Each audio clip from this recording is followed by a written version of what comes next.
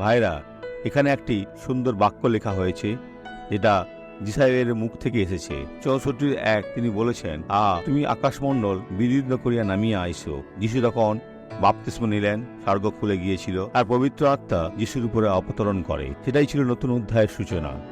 ঈশ্বরের কার্য করার জন্য যিশু অভিষিক্ত হয়েছিলেন।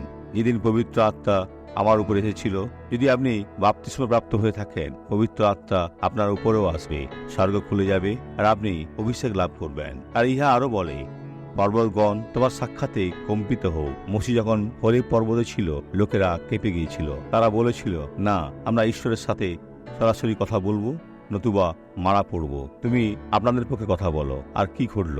ঈশ্বরের গৌরব উপস্থিত হলো, লোকেরা কেঁপে গিয়েছিল, আর আগুন নেমে এসেছিল। ইয়া ঈশ্বরের কার্য ছিল। এই সমস্ত কিছুই ছিল আমাদের জন্য।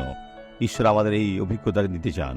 আসুন এই ধন্য ব্যক্তিকে দেখি। 9 বছর আমার হাতে এই যন্ত্রণা অনুভব করছি। আগেই করতে পারতেন না? কিছুই করতে পারতাম না, চুল আঁচড়াতে পারতাম না, তাই কেটে ফেলেছি। বোন, সেটা করেছেন? হ্যাঁ, কিন্তু এখন ঈশ্বরের ধন্যবাদ। দেখুন ঈশ্বরের গৌরব। বোন, এখন আপনার চুল বাড়বে, আর আপনি সেটা আঁচড়াতে পারবেন। আর আমার মেরুদণ্ড, মেরুদণ্ডে কি সমস্যা ছিল? আমি জানি না, কিন্তু মেরুদণ্ডে খুব যন্ত্রণা হতো, মনে হতো যেন ভেঙে গেছে, ও, বিশেষ করে যখন শুতাম। কিন্তু বোন, আর যন্ত্রণা অনুভব করবেন না। যদি যন্ত্রণা আত্মা ফিরে আসতে চায়, সেটা এই মুহূর্তে বাইর করে দেবেন। আমি প্রার্থনা করছি, পিতা, এ ব্যক্তির জন্য যারা স্বর্গ খুলে যায়, কিন্তু যদি তারা বাপ্তিস্ম নিয়েছে, তাহলে সেটা খুলে যাবে। এ ব্যক্তি যেন তোমার উপস্থিতিতে আসে। সমস্যার পর্বত তোমার উপস্থিতি ও ক্ষমতার সামনে কাঁপবে।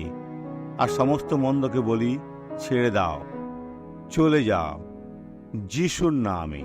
আর আপনি বলুন, আমেন। ডক্টর সোয়ারেস, ঈশ্বর আশীর্বাদ করুন।